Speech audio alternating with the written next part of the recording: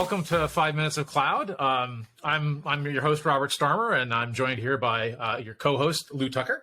How do you do? Hello, Lew. So we really wanted to talk about what we're always talking about, which is cloud computing and cloud computing technologies. And I think today's big thing is there's all this news running around about how cloud is failing. Right? Cloud is not working for folks, not meeting my business requirements. It costs too much, blah, blah, blah. There's all this thing going on. So I guess the question that we really want to get into today is cloud doing enough for you? Right? Is this the answer to all of your IT and computing needs? Right, exactly. So, and I think there's a lot in the press out there today that says that it's not.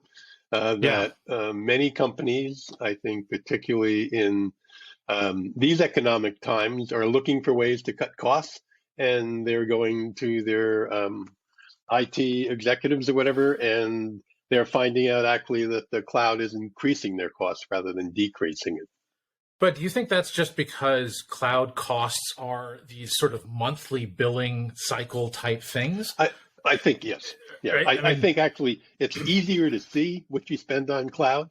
It's harder to see what you spent on your data center and accumulating all of the expenses associated with running your own IT infrastructure. But I think there is something to these articles where they've cited a lot of different companies that are finding that maybe going whole hog, going 100% in the cloud wasn't the right answer. Yeah, I mean, I think, for companies, especially that already have data center environments, whether they're colos or even their own facilities, they do these usually large annual spends on additional equipment, or in the case of at least some of the customers that I know we've worked with, we're seeing things where I spent $20 million 3 years ago on all this hardware, and why is that not doing its business for me? It's like, do I still have to then spend $1 million a year or $2 million a year on cloud, right? So, right. I mean, I do remember, I recall back in the day when cloud computing was just beginning, there was a statement by Larry Ellison that cloud computing is just water vapor. And then 3 or 4 years later, Oracle finds itself competing with the rest of the cloud providers because it certainly has value. And I think it's important to understand where that is. But that said, that there has been recent articles in VentureBeat, we've seen it in InfoWorld, asking, was moving to a cloud a mistake? And I think that what I think we would like to do, and particularly in this kind of a podcast, is really take a look at that and guide people in terms of how they should think about clouding, because given cloudonomics and things like that, it definitely has a place in everybody's IT.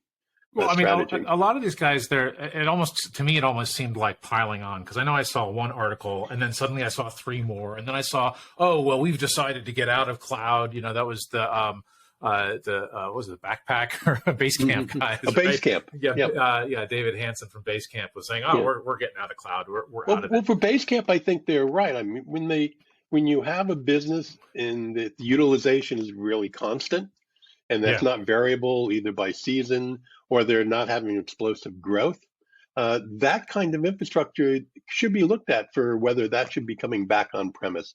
And I think that's what David's main point was, not that they've eliminated cloud entirely. They've just found that for their steady state business, they can much more effectively manage it. And keep in mind who Basecamp is. Basecamp is one of the leading software high-tech companies in the world. They know how to operate infrastructure. Right. They have a lot of experience with operating servers and software development cycles and things like that. So they're in a very good position to have this kind of mixed mode where they use cloud for some things and not for others. Yeah, I mean, I think there are other really, frontline technology companies that are in that same boat. They're the ones that have said, we're going 100% AWS or 100% Google or whatever, and they've made some amazing deal because they're generating such a huge amount of revenue on both sides of the equation that it makes sense. And then there are companies like Basecamp, what's the other one, Dropbox or Box? One of those two guys, right? They were like, no, we're never going to go to cloud, right? We're just doing it ourselves, right? I think that we've seen that actually since the beginning of cloud is that companies that have very, very large storage requirements, they actually, with the price of storage dropping, continuing to drop, this is the time that a lot of those companies are finding running their own infrastructure makes a lot of sense. But I think that we have to go back to sort of the basis of cloudonomics. I mean, Yeah. I think that we really understand what it is, where cloud is important, and every company in terms of developing their strategy should be looking at that. I mean, Joe Wyman actually had a book called Cloudonomics, which I always recommended people read, because it really shows that the main things about cloud computing were the benefits was economics of scale. You're aggregating all of the needs of many companies and consolidating that. You're getting better utilization of the infrastructure, primarily due to virtualization and containers. Time to market allows you to, if you're a startup, they are all starting in the cloud. There just isn't anything that can compete with that, because they can immediately get going and they can focus on their core business. And they're also then able to leverage the expertise of cloud.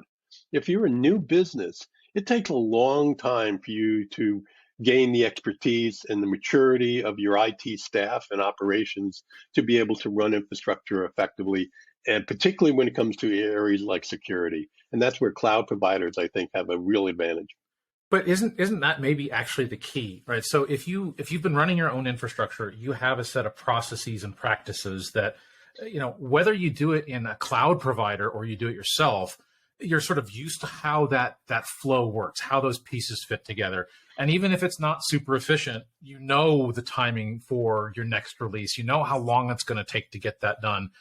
And at least in my experience, a lot of the companies that we've worked with that are trying to enable a new cloud platform, a new cloud practice, a new cloud process even, they run into these issues where they're trying to do something in a more automated fashion. And often, to me, that's the real crux, is the automation is the real sort of bugaboo in the whole process, because they don't realize that, yes, cloud can be more expensive if it's done poorly, if you effectively treat it like your old data center and follow the exact same processes, because you lose control. You have access to hardware well beyond what you would have had to deal with otherwise. And suddenly you're not necessarily automating things as efficiently as you should to get the best benefit from that cloud environment. Right? I would agree. I think as you point out, it comes down to how effective you are in managing your infrastructure and what kind of utilization you're getting out of it, whether it be in the cloud or whether it be in your own data center. In the last several years, I think one of the things that have really changed also has been the growth of virtual machines, so virtualized infrastructure, and in containers with Kubernetes, and the ability for things such as OpenStack to allow you to develop your own cloud on your own premises. But again, it comes back to how do you automate the deployment of applications? How do you automate that infrastructure so that your operational costs can be contained? Well, and if you're running your own infrastructure, often the security aspect, right? Because you mentioned cloud service providers often have a much more security forward presence and mindset, right? But that security practice is often something that sort of, I wouldn't say it goes by the wayside, because there are plenty of PCI requirements and HIPAA requirements and other sort of process management requirements that force some level of security and security operations. But if you're in your own environment, often you're like, well, the firewall is my boundary, and so I'm not going to worry about anything inside of the firewall. I remember talking to a bank about, automating all kinds of amazing network security protocols and things like that at one point in time. And they're like, no, we have these monster, F5s at the edge of the network. They handle all that. If it's inside, it's inside. That's where your problems are, is inside. That's what I think people are finding, that you need to be able, and that expertise takes time to develop. Yeah. And that's where I believe that whether you are running your own infrastructure or your own private cloud, or you're at a public service provider, you need to have expertise in security and draw upon those resources where you can, and the services that are largely going to be external. Yeah. Yeah, especially as you start looking at like single sign-on services and single point of identity. Often you're not running those services yourself, and especially today's world is also shifting. One of the benefits of cloud is that it is outside of your data center. It makes it potentially easier to allow your partners and your customers to access your services through the cloud service provider's security layer. right? Yes. If Yes. you have to try to implement that yourself, it might, again, the costs are always the thing that right now, especially given the economic situation we find ourselves in, or at least implied that we find ourselves in. I'm still not certain what's going on there, but given that, you know, is the ability to drive that security model something that really makes cloud much more useful to companies, even though they're looking at it and saying, well, how do we manage these costs, right? Exactly. So is that, yeah. So if that's one of the drivers, that's great, but they still have this problem, I think, which is that the automation of all of these services and these service integrations are something that still seems almost outside of the bounds or the scope of most of these organizations. So they're saying cloud is failing me, but in reality, it's not cloud. Cloud is just in a way, a different data center, because that's how they're treating it. Right? Yeah. Right. I mean, there's a term zero trust that is being used today, and that's really about making sure you tie identity, that you pretend as if you have no firewalls, because that the ability for the bad actors to get behind those firewalls is pretty apparent today. And so what you need to be able to do is protect every application. And you really have to have a very strong sense of identity and the processes in place by which every single service can do that. Now, there's a lot of new technologies out there. I'm myself is a particular fan of things such as Istio and others, whereby that security is sort of built in and the zero trust is accomplished. Even though you do have partners that are coming in and putting in their inventory, putting in their catalogs and things like that, and accessing your IT systems, you need to be able to do that in a way that you always can trust the individual at the end of that. Yeah, the connection, you know, the access and connection, the secured path between all services is something that is probably easier to enable with a cloud mindset. And I think maybe that's the big shift that I think we're both hoping to drive in this conversation today, is that it's not so much a thing, it's not a place, it's a process. I think I came up with that the other day, right? It is a way of thinking about how you do things that makes it cloud. You know, NIST has their very nice simple model of, you know, what is cloud? It's elastic and, you know, measurable and all these wonderful things, which I think are 100% right. They really do define the core of what cloud should mean for somebody. But at the same time, what we really want to do is change people's thinking, right? Yeah. Cloud is not a thing that you buy. It's a way of using the things that you have bought. Right. And in fact, people today really are recognizing that, and they're saying that they used to talk about it as a hybrid cloud, which meant that they were going to span their resources over their private data center into a cloud. Now they're much more talking about multi-cloud strategy, because when you look across the applications that are being run in enterprise, there's SaaS applications such as Salesforce.com they might be using for their Salesforce. They may be having some services running in more than one cloud because they don't want it to be tied to a single provider. And then they have others that are working in their own virtualized private cloud. So it really is a multi-cloud strategy that they need to start thinking about. So cloud is here to stay. Yeah. I don't think it's going anywhere. And I think that what we're seeing is much more, hopefully, an effective use of cloud and of where the infrastructure actually is, whether you're a data center, a public provider, or in a SaaS company. Well, and especially with the SaaS component, we're now seeing services that are specific to clouds. I mean, one of the things that I thought was always effective about cloud, and OpenStack was one of the tools that I thought really drove that message well, was here's a consistent interface. Doesn't matter what cloud, here are the consistent set of interfaces that you can use to interact with that thing. And therefore, it doesn't matter who your provider is, whether it's your own internal provider or it's an external service.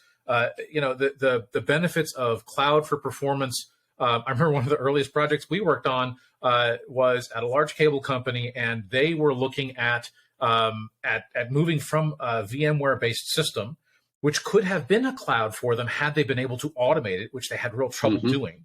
And we were helping them shift to an OpenStack environment. And in that shift, they still needed some of the old school services and access controls because of some processes they had. I still remember the engineer we were working with. He said, "Yeah, I requested a virtual machine when we started this project, and it's been 6 months, and I still don't have it." and that's uncalled for. I mean, exactly. That works completely against what the speed and agility that you're trying to get out of cloud computing. And you know, the to me, the crux of that was not that the resources were not flexible and dynamic and elastic and all the wonderful things that cloud brings. It's that there was a manual process jammed in the middle of this, right? A request had been sent via email to do a thing, and that person forgot about it. Right? Yeah, And it just didn't happen, right? Exactly. So the result of a lot of this is people that are having trouble with cloud, in my mind, need to start thinking about how they are using those resources, right? And I think a lot of the, you know, of all of the articles that were out recently about how cloud was failing everybody, a lot of them, I think, missed the point. They were failing because they cost. And they were failing because the costs were growing. Why? Because they were treating those resources much like they treated their data center. In their data center, they had fixed cost because they'd already paid for it effectively in most cases. I mean, I remember HP for a while there had a thing where they'd ship you a rack of servers, but unless you powered them on, you didn't pay for it. Right. It's like, well, yeah, that's cool. Exactly. So you could have unpaid, unrealized resource costs, but for the most part, you buy the server, you put it in the rack, and you turn it on. Right. Well, okay. I know one company that bought a bunch of servers, put them in a rack, and did not turn them on, but that's a different story altogether. Again, lack of automation, lack of ability to automate those processes. So that's and the other side of that is what I think most of these articles were really pointing to, which is I've got this resource sprawl. I have all of these resources. I don't know who's controlling them, who's managing them, what the life cycle of these things are. It just keeps growing. So how do you address that growth? I think we know the answer. Yes. You know? Well, and that's why the flip side of, I mean, there's automation, but then you also have to have monitoring of all of your resources, and you have to be able to prevent that sprawl, because that's where public cloud has made it harder for companies, because they don't have control over who's been able to spin up those resources, and there may be a layoff, or a project may change, and those resources will just sit out there, essentially being charged every day, every hour, and the company only finds out about it at the end of the year or something. So I think that but I'm very hopeful, because I think that this whole journey has been about one of automation.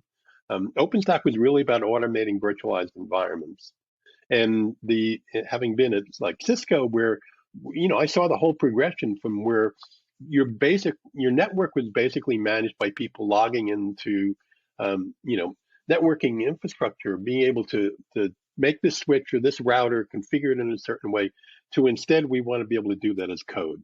We want to be able to have configuration become code, because that way you can monitor, how the code is produced. You can verify it, and you can see what the configuration actually is, and you can push updates with the push of a button.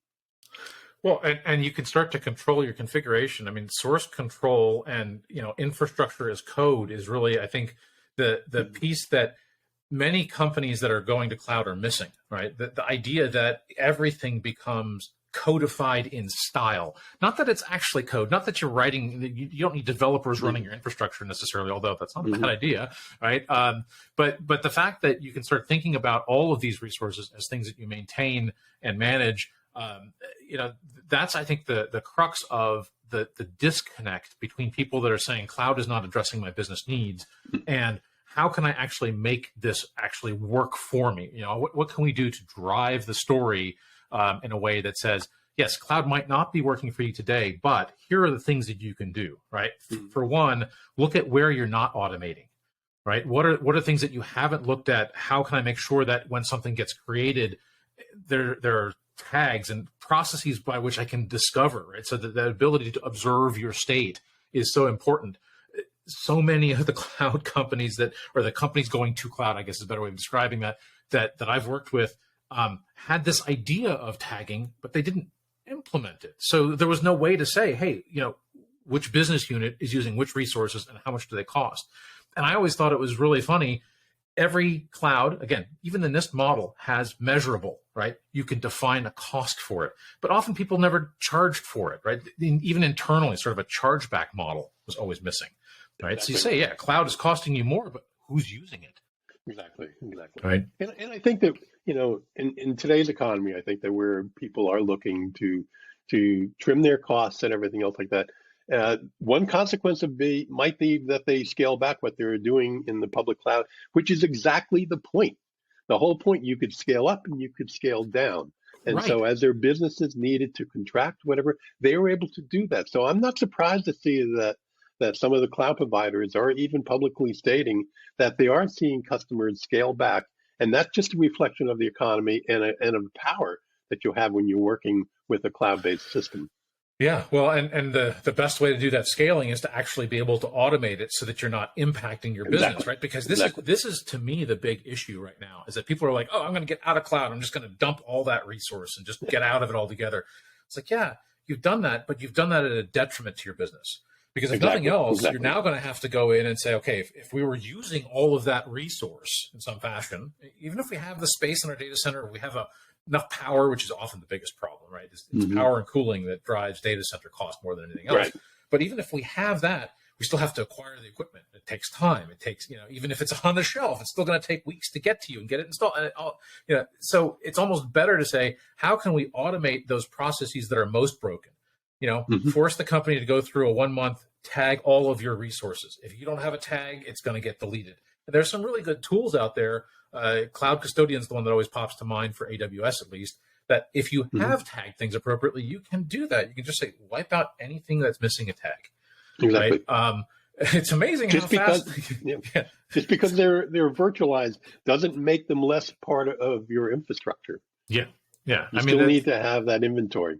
Yeah, and the older inventory systems, the classic ITSM sort of systems processes, they're not wrong. They're just not. They were never designed with automation in mind, right? They were never designed with that sort of systems process in mind. And I think that's the biggest gap that we see is this lack of ability to translate what we used to do. We used to manage huge data centers manually with people running around, looking for things, and now we just turn excess resource off, right? That's at least that's the big cloud provider model. Us little guys, not so exactly. much, right? But we can get to that point of automation, and I think helping companies find the path to automating what they need in cloud, whether it's at a service provider or in their own data center, or in a partner's environment where they can turn resources on and off. That's really the shift that I think many of these customers need to start thinking about. I do think it actually probably addresses the things that people are talking about in terms of this, cloud is failing kind of, message that we started with here today, right? Yeah. So yeah, right. I mean, I hope we start to get into some of these as we do a deep dive into each one of these areas going forward. Oh, well, and I think that's just it, right? There's so much to talk about here, right? We could talk for hours on any one subtopic. I really want to get back into, for example, talking about zero trust and the shift that security can potentially provide for us. Operations, SecOps, DevSecOps is one of the new sort of quasi buzz terms that people are talking about because security is such an important area that people fail to see. But again, all of this is predicated on first thinking about how you can enable better automation of all your resources, right? Exactly right. So, anyway, many topics for next time. I think we probably churned the air long enough today. Okay. But we're looking forward to, of course, having folks next time. There's additional information as well. We're in a sense sponsored by Kumulus Technologies. So our website has data, kumul.us, kumul.us. And, looking forward to chatting again next time. Very good. Great to talk with you again, Robert.